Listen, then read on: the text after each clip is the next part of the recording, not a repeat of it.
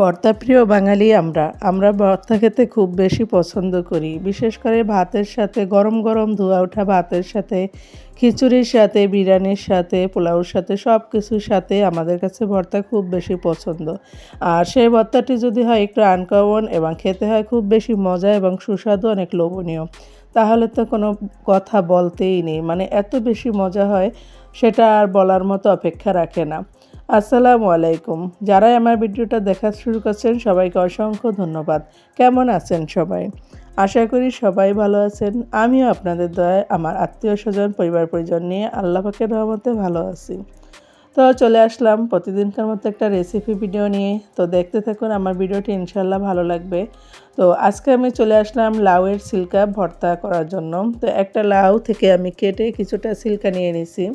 তো এই ছিলকাগুলো আমি সুন্দর করে ধুয়ে পরিষ্কার করে নিলাম। দেখতেই পাচ্ছেন খুব সুন্দরভাবে পরিষ্কার করে নিয়েছি।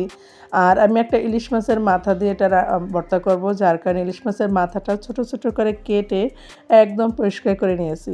এখন আমি চলে যাব রান্নায়। যারাই আমার ভিডিওটা দেখা শুরু করছেন এখন একটা লাইক দেননি, প্লিজ একটা লাইক দিয়ে নেবেন। আর আপনারা অবশ্যই আমার পুরো ভিডিওটি ফুল ওয়াচ করে গঠনমূলক একটা কমেন্ট করে যাবেন ভিডিও রিলেটেড, যাতে আমি ওই কমেন্ট ধরে আপনাদের ভিডিও দেখার সুযোগ পাই। তো আমি এখানে ইলিশ মাছের মাথাগুলো ভেজে নিতেছি। একটু মচমচা করে ভেজে নিতে হবে, কারণ এটা শিলপাটায় বাটবো। যদি মচমচা না থাকে তাহলে কিন্তু বাটতে অনেক সময় লাগবে এবং কষ্ট হবে। তো এই জন্য আমি সুন্দর করে একটু মচমচ করে বেটে নিতেছি, সুন্দর করে মানে ভালোভাবে ভেজে নিতেছি। তো ভাজা হয়ে গেলে আমি এটা শিলপাটার উপর রেখে দিব। রেখে আমি চলে যাব লাউয়ের ছিলকাগুলো সিদ্ধ করার জন্য। তো প্রথমে লাউয়ের ছিলকাগুলো আমি দিয়ে নিলাম সুন্দরভাবে। আমি সামান্য পানি দিয়ে নিচ্ছি। আমি এখানে আলাদা তৈল তেমন একটা ব্যবহার করব না। আমি পেঁয়াজ কুচি দিয়ে নিলাম, রসুন কুচি দিয়ে নিলাম, মরিচ কুচি দিয়ে নিচ্ছি।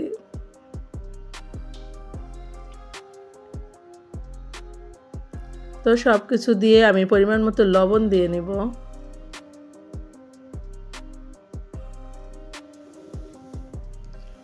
লবণ দিয়ে আমি এটাকে একটু নেড়ে চেড়ে নিব। নেড়ে চেড়ে আমি অপেক্ষা করব ঢাকনা দিয়ে কিছুক্ষণ। সবগুলো উপকরণ যেন মিশে যায় এতটুকুভাবে নাড়তে হবে। তো ঢাকনা দিয়ে আমি চলে আসলাম মাছের মাথাটা বাটার জন্য, কারণ এটা বেশি ঠান্ডা হয়ে গেলে তখন আবার মচমচ থাকবে না। তো এই জন্য ভাবলাম এদিকে লাউর ছিলকা সিদ্ধ হতে থাকুক, আমি এদিকে মাথাটা বেটে নিই। তা আমি সুন্দরভাবে কিন্তু এগুলো বেটে নিতেছি। দেখেন সুন্দরভাবে একদম মিহিম হয়ে গেছে। মচমচ করে ভেজে নিলে এটা সুন্দরভাবে মিহিম হয়ে যায়। আর এইটা ইলিশ মাছের মাথা দিয়ে এরকম একটা লাউয়ের ছিলকা ভর্তা করলে খুব বেশি মজা লাগে। তো আমি শুকনো মরিচ দিয়ে নিলাম 2টা। যেহেতু আমি কাঁচামরিচ ব্যবহার করছি তো এই জন্য শুকনো মরিচের পরিমাণটা একটু কম দিলাম। আর ভর্তাতে একটু ঝাল ভালো লাগে, যার জন্য আমি একটু কাঁচামরিচের পরিমাণটা একটু বেশি দিয়ে নিছি। আর ভর্তা যেহেতু আমার বাচ্চাদের আমি অত বেশি খাওয়াই না, কারণ ঝাল দেই, এটা তো বাচ্চারা খেতে পারবে না। তো এই জন্য আমি ভর্তাতে একটু ঝাল দেই ভালোই। তো এটা আমার বাটা প্রায় হয়ে গেছে। আমি এদিকে চলে আসলাম লাউয়ের ছিলকাটা দেখার জন্য। তো মোটামুটি লাউয়ের ছিলকাটা সিদ্ধ হয়ে গেছে, কিন্তু পানি এখনও টানেনি। পানিটা একদম শুকিয়ে নিব আমি। তো আমি অপেক্ষা করব লাউয়ের পানিটা মানে ছিলকার পানিটা একদম শুকিয়ে যাওয়া পর্যন্ত। তো দেখেন এখানে কিন্তু পানিটা একদম শুকিয়ে গেছে।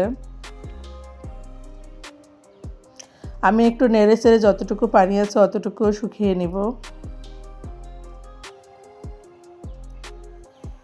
এভাবে খুব সুন্দরভাবে কিন্তু ফেলে দেওয়া জিনিস দিয়ে দারুণ একটা রেসিপি আমরা বানিয়ে নিতে পারি। খেতে কিন্তু খুব খুব বেশি মানে মজার হয়।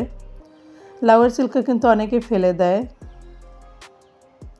আমি কিন্তু লাউয়ের ছিলকা সে আগে থেকেই ফেলি না, কারণ আমি এটা ভাজি করে খাই। কিন্তু এখন যেহেতু দেখতেছি লাউয়ের ছিলকা ভর্তা এত বেশি মজা, তো এই জন্য ভাবলাম যে না, লাউয়ের ছিলকাটা একটু ভর্তা করে দেখি আমিও।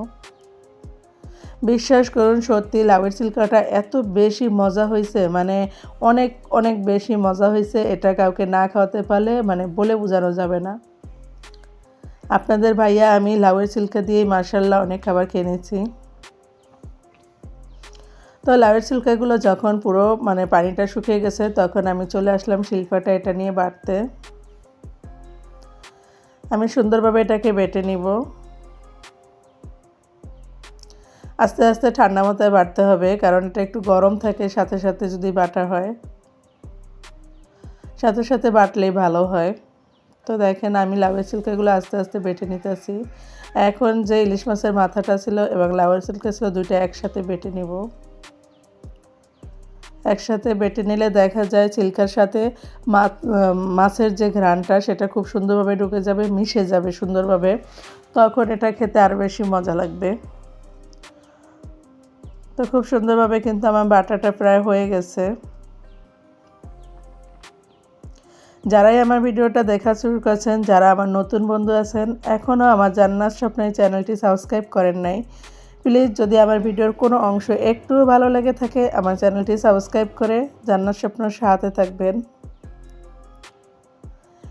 এবং পাশে থাকা বেল আইকনটি অন করে দিবেন, যাতে আমি ভিডিও ছাড়ার সাথে সাথে সবার আগে আপনার কাছে আমার ভিডিওটি পৌঁছে যায় এবং আপনি সময় সুযোগ করে আমার ভিডিওটি দেখে নিতে পারেন।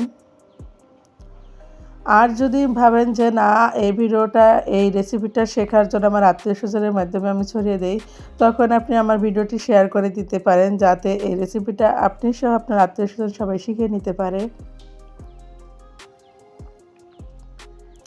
তো দেখেন আমি কিন্তু শেষের দিকে একটু ধনিয়া পাতা দিয়ে বেটে নিলাম সুন্দরভাবে।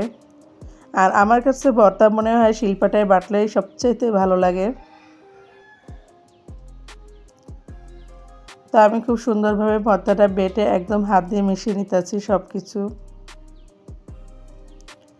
এই অবস্থায় একটু লবণ চেক করে নেবেন। আমি যেহেতু সব কিছু পরিমাণ ঠিকই ছিল, তো আমি সুন্দরভাবে একটু মেখে টেখে উঠিয়ে নিলাম।